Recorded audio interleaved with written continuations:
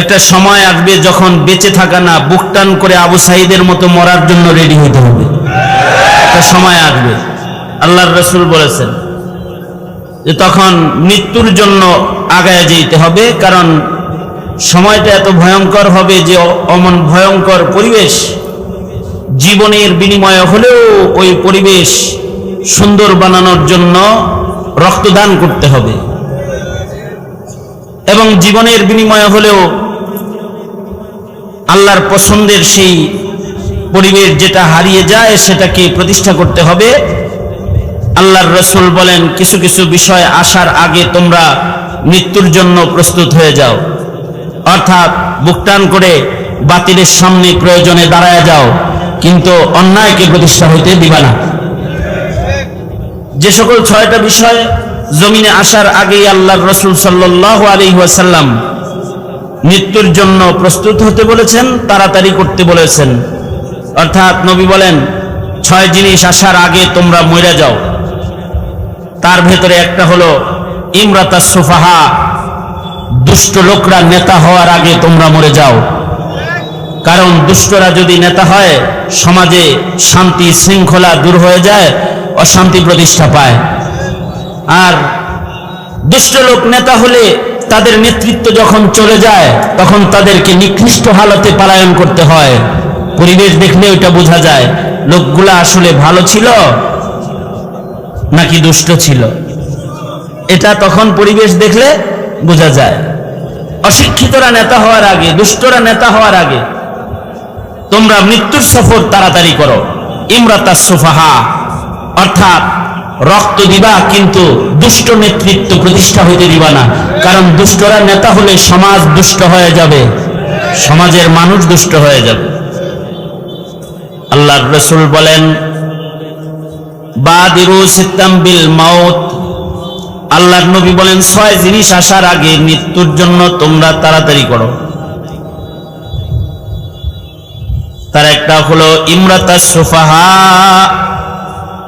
অযোগ্যরা, মূর্খরা, অশিক্ষিতরা, দুষ্টরা নেতা হওয়ার আগে তোমরা মরে যাও, কারণ দুষ্ট লোকরা নেতৃত্বের আসনে বসে গেলে বাঁচার চাইতে মরা ভালো হয়ে যাবে, কারণ ভালো মানুষ হয়ে তখন জীবন যাপন করা সম্ভব না। দুষ্টদের সমাজে ভালো মানুষের ভাত থাকে না। কে কথা বলেন না কেন? ঠিক না ভাই? ঠিক। দুষ্টদের সমাজে ভালো মানুষের মূল্য থাকে না, ভালো মানুষের কদর থাকে না। একটা। দ্বিতীয় নাম্বার, আল্লাহর রাসূল বলেন বাহিনী বেশি হওয়ার আগে মরে যাও। একটা সমাজ ছিল যে সমাজে বাহিনী কম ছিল কিন্তু মুত্তাকি পরহেজগার দিয়ে ভরপুর ছিল, তখন বাহিনী দিয়ে পাহারা দেওয়ার জরুরত পড়ে নাই, মানুষ রাতের অন্ধকারেও কোনো অপরাধ করে নাই। ঠিক না ভাই? ঠিক। বাহিনী লাগে নাই। রাতের অন্ধকারেও যদি তাকে বলা হয়েছে অপরাধ করো, সে বলেছে না, একজন দেখতেছেন। হযরত ওমর রাতের বেলায় ঘুরতেছেন, এক গোয়ালিনী মহিলার দরজায় হযরত ওমর দাঁড়াইছেন। দুগ্ধ বিক্রেতা এক গোয়ালিনী নারী তার নিজের কন্যাকে বলতেছে, এই কন্যা, রাতের অন্ধকার আছে, দুধের ভিতরে একটু পানি মিশায় দাও, সকাল বেলায় টাকা বেশি পাইবা। মেয়েটা বলে, মা, ওমরের শাসন জারি মদিনায়, এটা বুয়ার শাসন না যে চুরি করে পার পায়া যাইবা, যদি ধরা খায়া যাও দুধে পানি মিশাইছ তাহলে শক্ত বিচার করবে। কারণ হযরত ওমরের শাসন, আধা জাহানের খলিফা ওমরের শাসনামলে বিচার বড় শক্ত, বিচার বড় করা, যে হযরত ওমর তো বিচার করতে যায় নিজের ছেলেরেও ছাড় দেন নাই। প্রশাসন বড় মজবুত, যে প্রশাসনের ভেতরে অন্যায় লালনের কোনো ভাবনা ছিল না, বিচার ব্যবস্থার বিচারের মাধ্যমে অপরাধকে লালন করা হতো না, বিচার দেখলে অপরাধ দমন হতো। সমাজের বিচার ব্যবস্থা যখন ভালো হয়, তখন বিচারের প্রভাবে জমিনের মানুষের চরিত্র ভালো হয়ে যায়। আর বিচার ব্যবস্থা যদি খারাপ হয়, তখন সমাজের মানুষ অন্যায়কে অন্যায় মনে করে না, অপরাধকে অপরাধ মনে করে না। তো হযরত উমরের বিচার ব্যবস্থা, তো হযরত উমর শুধু না, জমিনে যতদিন পর্যন্ত বিচার ব্যবস্থা ভালো ছিল ততদিন পর্যন্ত অন্যায় প্রতিষ্ঠা পায় নাই, মানুষ অন্যায় কাজ করে নাই। যখন বিচার বিক্রি হওয়া শুরু হয়েছে, এ কারণে আল্লাহর রাসূল বলেন, বিচার বিক্রির আমল আসার আগে তুমি মরে যাও, অর্থাৎ জীবন দিয়ে হলেও বিচার ব্যবস্থাকে তুমি ঠিক করো, জীবন দিয়ে হলেও ঠিক করো। আগের জমানায় বিচার ব্যবস্থার ভিতরে এক জাররা অপরাধ ছিল না, এরপরও বিচার বিভাগ নিয়ে মানুষের কথা ছিল। হযরত উমরের শাসনামল তো কঠিন বিচার ব্যবস্থা, ওই সময়ের না। যেমন খলিফাতুল মুসলিমিন হারুনুর রশিদের শাসনামলে যখন বিচারপতি ছিলেন আবু ইউসুফ রহমতুল্লাহ আলাইহি, হানাফি মাযহাবের ইমাম আবু ইউসুফ রহমতুল্লাহ আলাইহি, অথবা ওনার পরে ওনার ছাত্র কাজী ইয়াফি রহমতুল্লাহ আলাইহি যখন বিচারপতি ছিলেন, তখনও বিচার ব্যবস্থা ভালো ছিল। বিচার প্রভাবে বিচার হতো না, রাজার প্রভাবে বিচার পাল্টায় যেত না, ক্ষমতার প্রভাবে বিচার হতো না। বিচার বড় ন্যায় বিচার ছিল তখন, তারপরেও মানুষের কিছু কথা ছিল। কি ব্যাপার, বিচারটা এরকম হইল কেন? যেমন একবার কাজী ইয়াফি রহমতুল্লাহ আলাইহির ব্যাপারে হারুনুর রশিদের কাছে বিচার গেল, বাদশার কাছে, খলিফাতুল মুসলিমিনের কাছে অভিযোগ গেছে। কি অভিযোগ? যে হারুনুর রশিদ, আপনার রাজ্যের প্রধান বিচারপতি যিনি কাজী ইয়াফি, সে তো ক্ষমতাসীনদের বিচার একরকম করে আর দুর্বলদের বিচার আর এক রকম করে। একটা তহমত দিছে আর কি, ওনার ব্যাপারে বিচার দিছে। খলিফাতুল মুসলিমিন হযরত কাজী ইয়াফিকে ডাকলেন, হারুনুর রশিদ ডাকলেন, রাজ দরবারে ডাকছে। কি জন্য ডাকছে? যে জিজ্ঞাসা করবেন, তোমার নামে এই অভিযোগ উঠলো কেন যে তুমি দুর্বলের বিচার একরকম করো আর সবলের বিচার আর এক রকম করো। এটা জিজ্ঞাসা করার জন্য দরবারে ডাকছেন। কাজী ইয়াফি, উনি কাজী সাহেব, বিচারপতি সাহেব হারুনুর রশিদের দরবারে গেছে, খলিফার দরবারে গেছে জবাবদেহিতার কাঠগড়ায় জবাবদেহিতা করার জন্য। সব মজলিস ইজলাস যখন বসেছে আর বিচারপতি সাহেব যখন বসে আছেন, মনে রাখতে হবে বিচারপতি কিন্তু বিচারপতি মানিকের মতো বিচারপতি না। এই যে এখন এক বিচারপতি আছে, বিচারপতি মানিক কলা পাতায় ঘুমায় যে মানিক, এইরকম বিচারপতি কাজী ইয়াফি না। ইসলামের ইতিহাসের স্মরণীয় বিচারপতিদের একজন কাজী ইয়াফি। ওনাকে ডাকছে আসামির কাঠগড়া, জিজ্ঞাসাবাদ করবে। ঠিক এই সময় বাদশাহ হারুনুর রশিদ একটা হাঁচি দিছে। বাদশাহ হারুনুর রশিদ হাঁচি দেওয়ার সাথে সাথে দরবারে যত মন্ত্রী, এমপি, প্রশাসনের কর্মকর্তারা যারা বসা ছিল, সবাই মিলা হারুনুর রশিদের হাসির জবাবে বলতেছে, ইয়ারহামুকাল্লাহ। আপনারা কি বলেন? হ্যাঁ, হাসির জবাবে কি বলেন? ইয়ারহামুকাল্লাহ বলেন না? তো গোটা মজলিসে সবাই মিলা বলছে ইয়ারহামুকাল্লাহ। একটা ইয়ারহামুকাল্লাহর সুন্নতের কিন্তু অনেক দাম, কারণ বিশ্বনবীর একটা সুন্নত, এটা অনেক দাম। সরওয়ারে দু আলম নবীর ছোট্ট একটা সুন্নতের এত দাম। একটা ছোট্ট সুন্নতের কারণে হতে পারে নবীদের সাথে হাসর হয়ে যাবে। সুবহানাল্লাহ, আস্তে করে কোন না। একটা ছোট্ট সুন্নত ছোট নয়, একটা ছোট্ট সুন্নতের উপরে আমল করলেও এই ছোট্ট সুন্নতটা নবীর প্রেমের দলিল হইতে পারে। কারণ নবী প্রেম যার ভেতরে পাওয়া যাবে সে নবীর সাথে জান্নাতে থাকবে।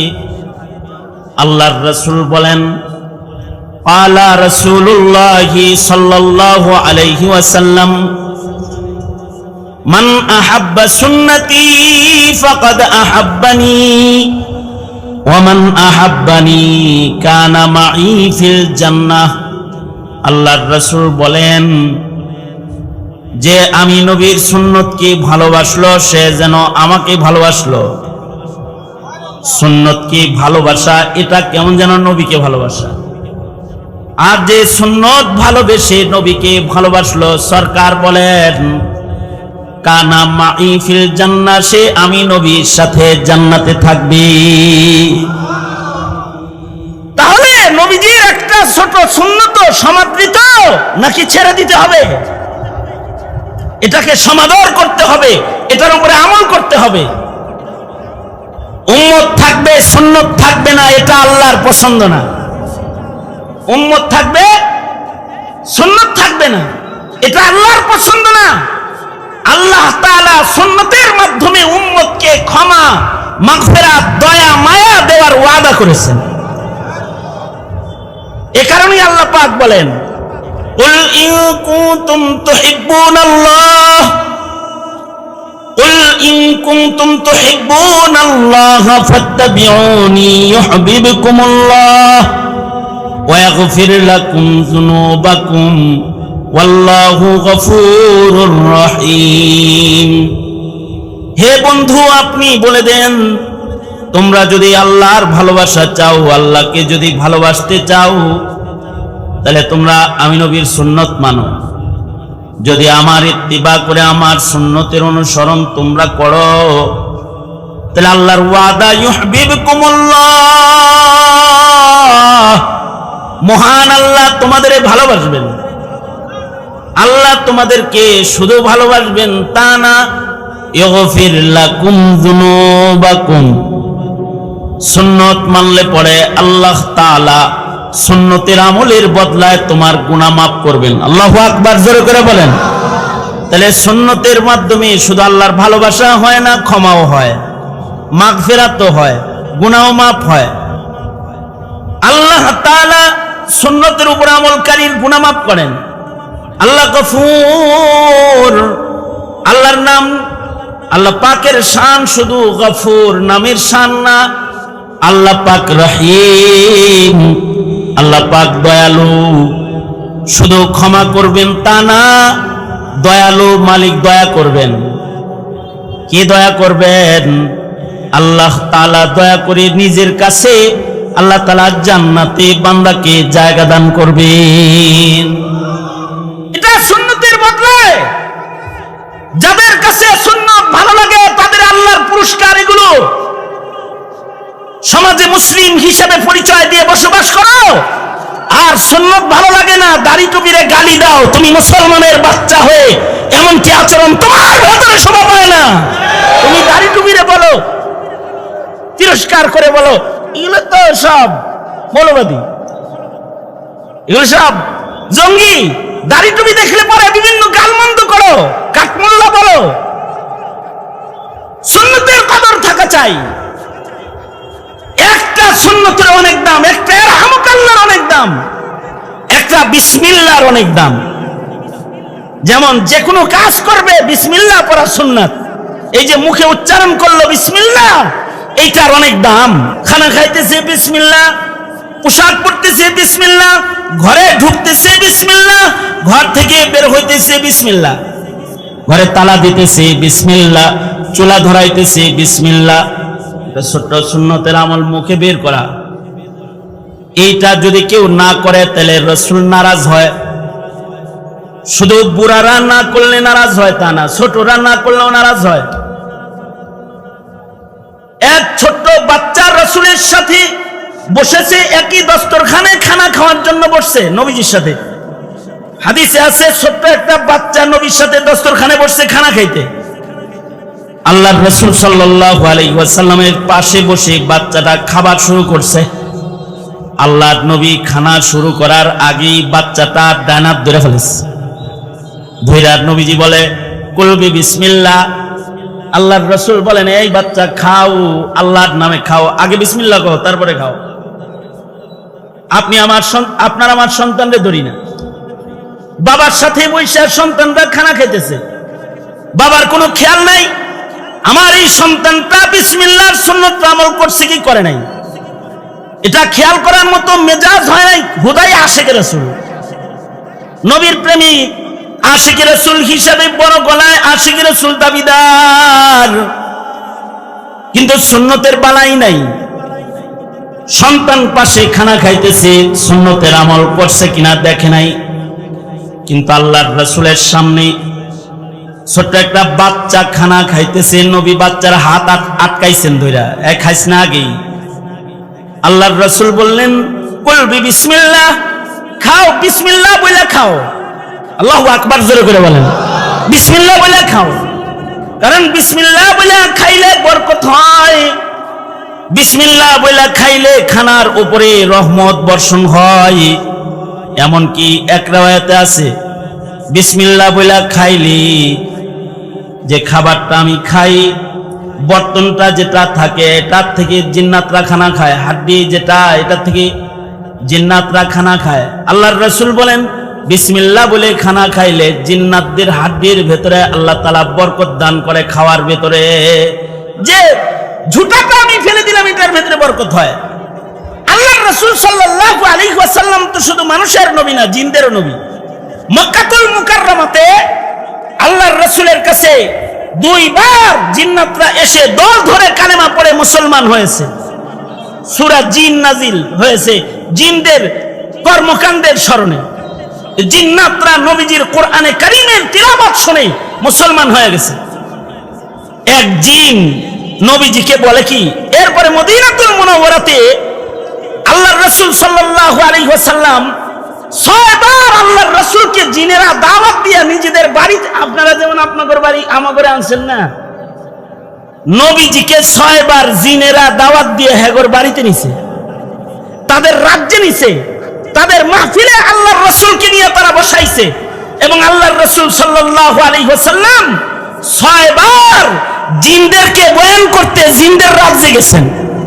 সুবহানাল্লাহ বলেন। আমাদের নবী আলাইহিস সালাতু ওয়াস সালাম জিনদেরকে শরীয়তের তালিম প্রদান করেছেন।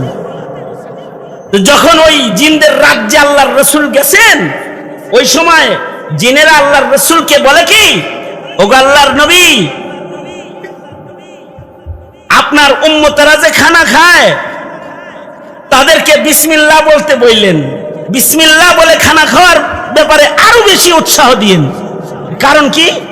মুহাদ্দিসিন বলেন কারণ হলো মানুষের খাবারের যে ঝুটাগুলো আছে এগুলোর থেকে জিনেরা খাদ্য গ্রহণ করে।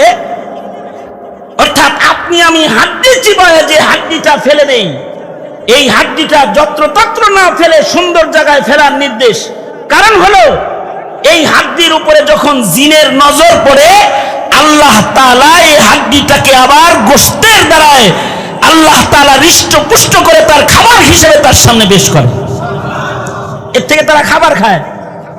অর্থাৎ বান্দা যখন বিসমিল্লাহ বলে খায় তখন এই হাড্ডির থেকে তারা খাবারের স্বাদ বেশি পায়, মজা বেশি পায়। বিসমিল্লাহ বলে খানা খাইলে পরে খাবারের উপরে রহমত বর্ষণ হয়।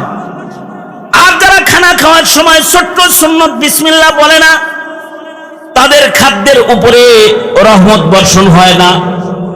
এ কারণে আল্লাহর রাসূল সাল্লাল্লাহু আলাইহি ওয়াসাল্লাম একটা বাচ্চা ছোট্ট সুন্নত বর্জন করে খানা খাইতেছে, আল্লাহর নবী বাচ্চাটার হাত চেপে ধরে বলে, এই বাচ্চা কুলবি বিসমিল্লাহ, বিসমিল্লাহ বইলা খাও, কারণ একটা সুন্নতের অনেক দাম।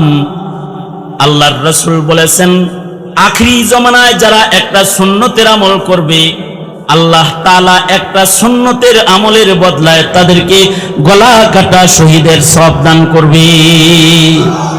একটা সুন্নত এত মূল্যবান, ওয়াদা করা যায় না বিসমিল্লাহ ছাড়া কোনো কাম করব না। কারা কারা কারা কারা এই হাত তোলস না কেন, হাত তোলস না কেন, পিচ্ছি বাচ্চিরা? হ্যাঁ সোজা, আল্লাহ হয় নাই? আওয়াজ করে বলেন, ইয়া আল্লাহ ওয়াদা করিতেছি বিসমিল্লাহর সুন্নাত ইচ্ছাকৃত আর কখনো ছাড়বো না। ইনশাআল্লাহ কোন কাজ করার ইরাদা করার পরে ইনশাআল্লাহ বলা, এটা কি ইনশাআল্লাহ বলা? কি ইনশাআল্লাহ বলা সুন্নাত? তাহলে জোরে আওয়াজ করে বলেন ইনশাআল্লাহ, জোরে জোরে বলেন। তাহলে ছোট ছোট সুন্নাত বিসমিল্লাহ, আলহামদুলিল্লাহ, ইনশাআল্লাহ, ইয়ারহামুকাল্লাহ, এগুলোও কিন্তু এক একটা জবরদস্ত সুন্নাত। এই একটা সুন্নতের উপরে আমল করে যুগশ্রেষ্ঠ মুহাদ্দিস আল্লাহর জান্নাত পেয়েছেন। এক মুহাদ্দিস ইন্তেকাল করেছেন, তো তাকে স্বপ্নে দেখে যে সে আল্লাহর জান্নাতে ঘুরে ফিরে। হায় হায়, আপনারা তো আল্লাহ জান্নাত দিয়েছে, অনেক আমল করছেন, আপনার আমলগুলা কবুল হয়েছে? কয় না, একটা ইয়ারহামুকাল্লাহর কারণে কবুল হয়েছে, একটা ইয়ারহামুকাল্লাহর বদলায় জান্নাত পাইছি। কয় কেমনি? নদীর পাড়ে দাঁড়ায় ছিলাম, নদীর মাঝখানে একজন হাঁচি দিয়া বলছে আলহামদুলিল্লাহ। উজান বাতাসে দাঁড়ায় ছিলাম, আমি যদি এখান থেকে ইয়ারহামুকাল্লাহ বলি হাঁচি দাতা শুনবে না, এই জন্য 2 টাকা দিয়ে নাও ভাড়া কইরা পানির ভেতরে যায় নদীর মাঝখানে ভাসমান নৌকায় হাঁচি দাতা আল্লাহর বান্দার আলহামদুলিল্লাহ এর জবাবে কাছে যায় বলছিলাম ইয়ারহামুকাল্লাহ। এই যে নবীদের একটা সুন্নাত 2 টাকা দিয়ে কিনছিলাম, এই 2 টাকার বদলায় আল্লাহ তাআলা আমার কাছে আল্লাহর জান্নাত বিক্রি করে ফেলেছে। একটা সুন্নতের কারণে আল্লাহ তাআলা কখনো কখনো বান্দাকে আল্লাহর জান্নাত দান করে। সুতরাং ইয়ারহামুকাল্লাহর সুন্নতের দাম আছে না নাই? আমরা তো হাঁচি দিয়ে আলহামদুলিল্লাহ বলি না, আলহামদুলিল্লাহ শুনলে ইয়ারহামুকাল্লাহ বলার মতো গুরুত্ব আমাদের নাই, ঠিক না? গুরুত্ব আছে? এখন গুরুত্ব হারিয়ে গেছে, আমলগুলো এখন হারিয়ে গেছে। কারণ আমল করবে কখন? পাপাচার যে বেড়ে গেছে, ঠিক কিনা? গুনাহ বেড়ে গেছে, পাপ বেড়ে গেছে, আমল হারিয়ে গেছে। হারুনুর রশিদের দরবারে বাদশা হারুনুর রশিদ যখন বলেছে, হাঁচি দিছে একটা, আর রাজ দরবারে যারা আছে সবাই বলছে কি ইয়ারহামুকাল্লাহ, কিন্তু একজন ইয়ারহামুকাল্লাহ বলে নাই। কাজী সাহেব, বিচারপতি সাহেব ইয়ারহামুকাল্লাহ বলে নাই। হারুনুর রশিদের মনে সন্দেহ, এর ভিতরে তো আমলের ত্রুটি আছে গো, তো আমলের ত্রুটি আছে।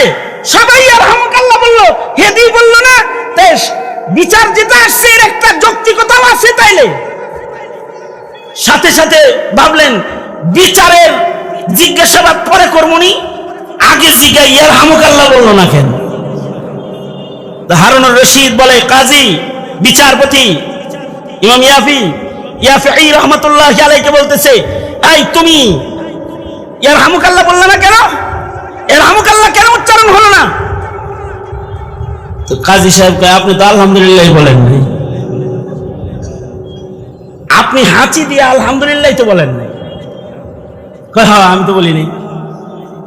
এতে মজলিসে সবাই যে ইয়ারহামুকাল্লাহ বলছে, এই ইয়ারহামুকাল্লাহ সুন্নতের আমল করার জন্য বলে নাই, সব চাটুকার। এখন প্রশ্ন হলো, হারুনুর রশিদের যুগে গুলি করে পুলিশ মানুষ মারত না, হারুনুর রশিদের যুগে মিথ্যা মামলা দিয়ে আলেমকে জেলখানায় বন্দী করে রাখত না, জুলুম করে কাউকে ফাঁসির রশিতে ঝুলিয়ে দিত না। হারুনুর রশিদের যুগে এমন প্রকাশ্য জুলুমের আর অত্যাচারের রাজ কায়েম হয় নাই। ওই সময় শুধুই মাত্র খলিফাতুল মুসলিমিনের চেয়ারের প্রভাবে যদি সবাই মিলে চাটুকার হয়ে যায়, তাইলে 16টি বছর বন্দুকের নালের মাথায় বিগত সরকারের কত চাটুকার জড়ো হয়েছিল, এটা তো খুব স্বাভাবিক। কিন্তু যারা কাজী ইয়াফির মতো ইলমে দ্বীনের আহাল, তারা চাটুকারি করে নাই। তারা মুখের উপরে বলতেছে, আপনি তো আলহামদুলিল্লাহ বলেন না, ইয়ারহামুকাল্লাহ কমু কি? ঠিকই তো, আমি তো আলহামদুলিল্লাহ বলি নাই। হারুনুর রশিদ বলে, কাজীউল কুযাত বিচারপতিকে সসম্মানে বাড়িতে ফিরা দিয়ে আসো, একে আর কোনো জিজ্ঞাসাবাদ করা চলে না। কারণ যেই বিচারপতি একটা সুন্নত আমল সুন্নতের খেলাফ করে না, আমল খালি করলে হয় না, আমলটা তো সুন্নত তরিকায় হইতে হয়। ইয়ারহামুকাল্লাহ তার জন্য বলা ওয়াজিব হয় যার কানে হাঁচি দাতার আলহামদুলিল্লাহর আওয়াজ যায়। এই সুন্নতের তরিকায় সুন্নত আমলের ছোট্ট এই তরিকা যে ছাড়ে না, সে বিচারের হুকুমতের কার্যক্রমের ভেতরে খেলাফে সুন্নত সে কিছু করতে পারে না। নবীর একটা সুন্নতের ভেতরে যে গড়বড় করে না, সে হুকুমতের বিচারের ভেতরেও গড়বড় করে না। তার মানে হলো আগের যুগের একজন মুসলমানের কাছে ছোট্ট একটা আমল, এটার অনেক দাম। ছোট ছোট আমলও তাদের ভেতরে এমন বিদ্যমান ছিল যে অন্যায় পাপাচার তাদের ভেতরে ছিল না। তারা রাতের অন্ধকারেও গুনাহ করত না, বিধায় এত বাহিনী তাদের লাগতো না। আমাদের তো বাহিনীর অভাব নাই, কিন্তু বাহিনী অনেক হওয়ার পরে যখন বাহিনীর দ্বারা রাস্তায় জুলুম হয়েছে, নেট বন্ধ করে রাতের আধারে গোলাগুলি হয়েছে, মানুষকে গাছের সাথে লটকায় রাখা হয়েছে এবং মানুষকে অন্যায়ভাবে অপহরণ করে ভ্যান ভর্তি লাশের স্তূপের ভিডিও চিত্র দেখা যায়। এগুলো যখন করা হয়েছে, তখন এই বাহিনীর জায়গায় জমিনের ছাত্ররা বাহিনীর ভূমিকা পালন করে সারা দেশব্যাপী ট্রাফিকের দায়িত্ব ছাত্র জনতা করেছে। কারণ বাহিনী খালি হলেই হয় না, বাহিনী বেশি হয়ে গেলে পরে বাহিনীর দ্বারাই জুলুম প্রতিষ্ঠা পেয়ে যায়। এ কারণে আল্লাহর রাসূল বলেন, একটা সমাজ আসবে যেই সমাজে বাহিনী বেশি হবে, কিন্তু যে বাহিনী অপরাধ দমন করবে তারা অপরাধীকে পাহারা দেওয়া শুরু করবে, তারাই অপরাধীর নিরাপত্তাদাতা হয়ে যাবে, তারা খুনির নিরাপত্তাদাতা হয়ে যাবে, তারা চোর ডাকাতের নিরাপত্তাদাতা হয়ে যাবে। এ কারণে আল্লাহর রাসূল বলেন, قال رسول الله صلى الله عليه وسلم بادروا ستا بالموت امرة السفهاء وكسرة الشرط। আল্লাহর রাসূল বলেন, 6 জিনিস আসার আগে জলদি জলদি মৃত্যুর সফর করো। প্রয়োজনে আবু সাঈদের মতো বুক টান করে দাঁড়ায় যাও, প্রয়োজনে জনতার হয়ে তুমি মধ্যে মুমিন হয়ে রাজপথে দাঁড়ায় যাও, তুমি তোমার রক্ত বিলায় দাও, কিন্তু এ 6 জিনিস কখনো জমিনে হইতে দিবা না। একটা হলো দুষ্ট নেতৃত্ব প্রতিষ্ঠা হতে দিবা না, অকাসরাতা সুরাত, বাহিনী বেশি হয়ে গেলে বাহিনী অন্যায় করবে, তাদের অন্যায়কে লালন করবা না। বিচার ব্যবস্থা বিক্রি হয়ে যাবে, বিচার ব্যবস্থার অবনতি হইতে দিবা না, বিচার বিক্রির আমল প্রতিষ্ঠা পাইতে দিবা না। ন্যায় শাসন প্রতিষ্ঠা করার জন্য প্রয়োজনে মোর বা তোমার বাঁচার দরকার নেই, তাও ন্যায় শাসন প্রতিষ্ঠা হবে। তোমার রক্তের বিনিময়ে জমিনে ন্যায় শাসন হবে, এটা আল্লাহর পছন্দ। তুমি বেঁচে থাকবে আর অন্যায় প্রতিষ্ঠা পাবে, এটা আসমানের মালিক রব্বুল আলামিনের পছন্দ না।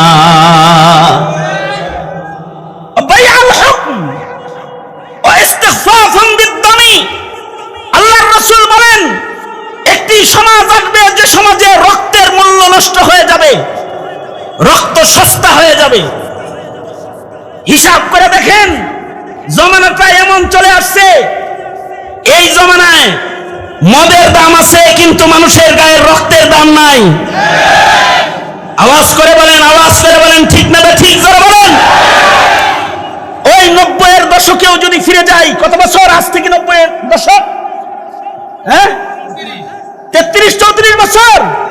এতটুকুন পেছনে যদি যান, 90-এর দশকে একজন মানুষ মরে গেছে, গণতন্ত্র মুক্তি পাক, স্বৈরাচার নিপাত যাক, এইটা লেখা মারা গেছিল নূর হোসেন। এক নূর হোসেনের রক্তের মূল্য এত ছিল, এক নূর হোসেনের রক্তের মূল্য এত ছিল যে এই রক্তের বিনিময় দিতে গিয়ে সরকারকে মসনদ ছাড়তে হয়েছিল। কিন্তু আমরা এখন দেখি বছরে বছরে রক্তদান কর্মসূচি হয়, কিন্তু রক্তের মূল্য প্রতিষ্ঠা হয় না। রক্তের উপরে জালিমরা তাদের জুলুমের পট পড়ে দাঁড়িয়ে হয়, জালিমরা দাঁড়ায় থাকে। তার মানে হলো রক্তের মূল্য নষ্ট হয়ে গেছে। মানুষের গায়ের রক্তের এখন দাম নাই। মানুষ মারা পাখি মারার চাইতে বেশি সহজ কাজ মনে করে। আমাদের এক এমপি সাহেব, সাবেক এক এমপি সাহেবের ভিডিও বার্তা শুনলাম। সে যখন এক জায়গায় যাইতেছে তো তারা জিগাইতেছে, একা একা যাইতেছেন, ডরান না নাকি? কয় না, গাড়ির ভিতরে 20 রাউন্ড আছে। তার মানে হলো গাড়ির ভেতরের রাখা পিস্তলের 20 রাউন্ড গুলি কার উপরে ব্যবহার করবে? তোমার কি দেশের মানুষকে পাখির চাইতেও কমজোর মনে হয় নাকি? তার মানে হলো রক্তের মূল্য নাই। আল্লাহর রাসূল বলেন রক্তের মূল্য সস্তা হয়ে যাবে। রক্ত সস্তা হওয়ার আগে তুমি মরে যাও। তোমার জীবনটাও কিন্তু রক্তকে সস্তা হতে দিবে না। রক্তের অনেক দাম। একজন মানুষের রক্তের বদলা নেওয়ার জন্য আল্লাহর রাসূল সাল্লাল্লাহু আলাইহি ওয়াসাল্লাম বাইআতে রিদওয়ান করেছেন, অথচ হযরত উসমান হাকিকতে শাহাদাত বরণ করেন নাই। শয়তান খবর ছড়ায় দিয়েছে যে উসমান শহীদ হয়ে গেছে। একটা মানুষের রক্তের এত দাম। আল্লাহর রাসূল সাল্লাল্লাহু আলাইহি ওয়াসাল্লাম গাছের নিচে দাঁড়িয়ে বসে আল্লাহর রাসূল সাল্লাল্লাহু আলাইহি ওয়াসাল্লাম হাত পেতে দিয়ে সমবেত সাহাবায়ে কেরামদেরকে বলেছিলেন, আমার উসমানের রক্তের বদলা নিতে হবে। উসমানের রক্তের বদলা নেওয়ার জন্য বাইআত গ্রহণ করো। সকল সাহাবায়ে কেরাম বাইআত হয়েছেন। আল্লাহ তাআলা মুমিনের গায়ের রক্ত দেওয়ার কারণে খুশি হয়ে ইয়াদুল্লাহি ফাওকা আইদিহিম, আল্লাহ নিজে নিজের কুদরতি হাত নবীর হাতের উপরে বাইআতের হাতে রেখে দিয়েছেন। আল্লাহু আকবার কবীরা। এই দেশের মুসলমানকেও শাপলার রক্তের বদলা নিতে হবে। এদেশের মুসলমানদেরকে মোদী বিরোধী আন্দোলনের রক্তের বদলা নিতে হবে। এদেশের রক্তের বিচার হতে হবে। রক্ত এত সস্তা না। কারণ রক্তের বিচার যদি না হয়, রক্তের মূল্য যদি প্রতিষ্ঠা না পায়, তাহলে মনে রাখবে এরপরে যারা ক্ষমতায় আসবে তারা তোমাদের রক্ত নিয়ে তার চাইতে বেশি হোলি খেলা খেলবে, তার চাইতে বেশি হোলি খেলা খেলবে। এখানে অন্যায়কে কখনো প্রতিষ্ঠা হতে দেওয়া যাবে না। আল্লাহর রাসূল বলেন ইস্তিগফাফান বিদ্দামি, আল্লাহর রাসূল বলেন একটা আমল আসবে যখন রক্ত সস্তা হয়ে যাবে। আল্লাহর রাসূল বলেন ওয়াকাতিয়াতার রিহমি, এমন একটা সমাজ আসবে যে সমাজের মধ্যে বন্ধনের মূল্য থাকবে না। বন্ধনের চাইতে স্বার্থের মূল্য বেশি হয়ে যাবে। পিতা পুত্রের বন্ধনের চাইতে স্বার্থের মূল্য বেশি হয়ে যাবে। ভাই ভাইয়ের বন্ধনের চাইতে স্বার্থের মূল্য বেশি হয়ে যাবে। দেশ জাতির কল্যাণের চাইতেও নিজের রাজনৈতিক স্বার্থের মূল্য বেশি হয়ে যাবে। এই যে খারাপ পরিবেশ, আল্লাহর রাসূল বলে জীবন দিবা কিন্তু এমন খারাপ পরিবেশ হইতে দিবা না।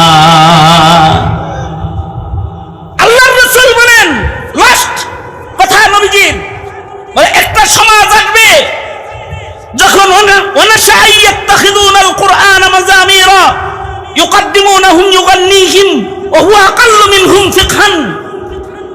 মানুষ কোরআনকে বাদ্য বাজায় শুনবে, পছন্দ করবে।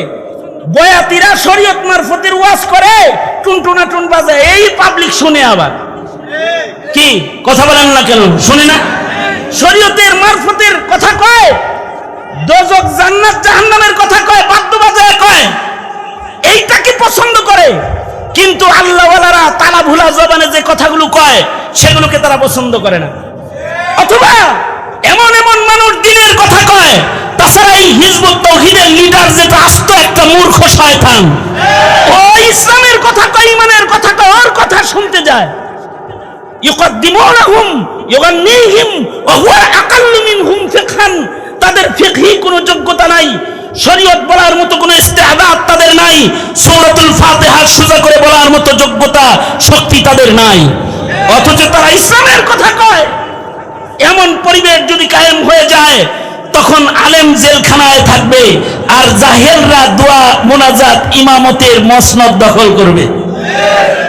জাহেলরা যদি দোয়া মোনাজাত আর ইমামতের মসনদ দখল করে, মসনদ কত সুন্দর এটা আমি খালিদ সাইফুল্লাহ আইয়ুবীর চোখে আঙ্গুল দিয়ে আপনাদেরকে দেখাতে হবে না, পদ্মা সেতু উদ্বোধনের মোনাজাত আর খুতবাটা শুনলেই হবে। কথা বলেন না কেন? আওয়াজ করে বলেন না কেন? খুব মুহাক্কিক আলেমের দিনে দোয়া করছে না? খুব সুন্দর না? শুনতে খুব ভালো না? ত্রুটি মুক্ত না? সুতরাং এই পরিবেশ হতে দেওয়া যাবে না।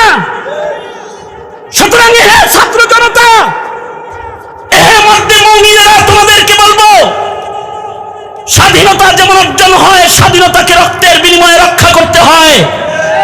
জালিমরা বারবার চাইবে তোমার পাক জমিনকে অপবিত্র করতে, তোমার সুন্দর শাসনকে অসুন্দর বানাতে, তোমার শান্তির সমাজকে টুকরা টুকরা করতে। জিজ্ঞাসা করি, বসে থাকবা না বুকটান করে দাঁড়িয়ে যাবা? বুকটান করে দাঁড়িয়ে যাবা।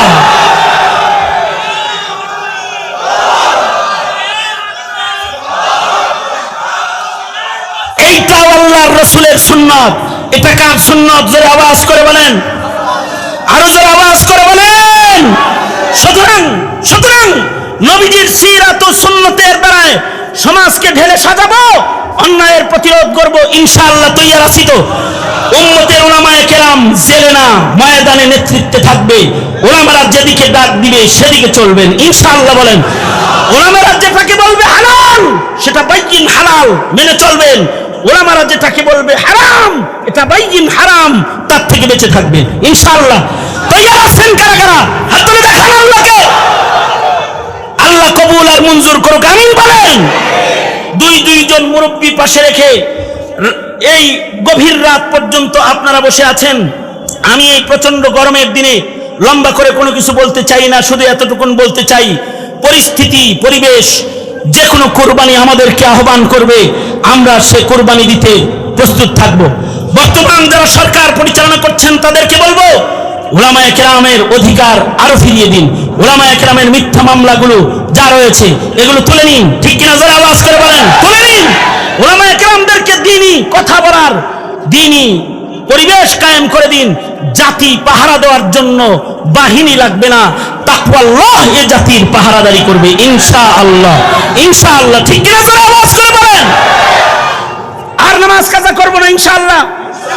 স্কুল কলেজের যুবক ভাইরা যারা আসছো, তোমরা হাত তোলো, ওয়াদা করো, ওয়াদা করো, ওয়াদা করো। সবাই হাত তোলেন, বলে আল্লাহ ওয়াদা করিতেছি আর নামাজ কাজা করবো না, দাড়ি কাটবো না, বেপরদা চলবো না, জুলুম করবো না, চাঁদাবাজি করবো না, সন্ত্রাস করবো না, মানব সেবা করব, মানুষের কল্যাণে মেহনত করব ইনশাআল্লাহ। বলেন, আল্লাহ আমাদের সবাইকে কবুল